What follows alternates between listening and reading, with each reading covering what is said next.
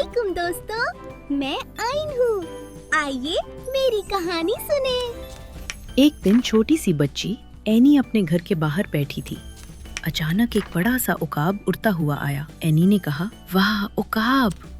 उकाब उसके पास बैठ गया। एनी ने उसको पानी दिया।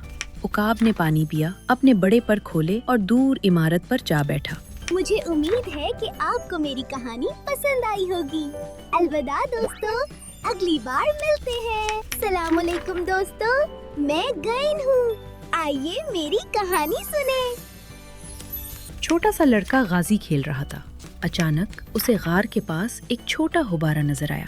गाजी ने गुब्बारा उठाया और कहा, गुब्बारा।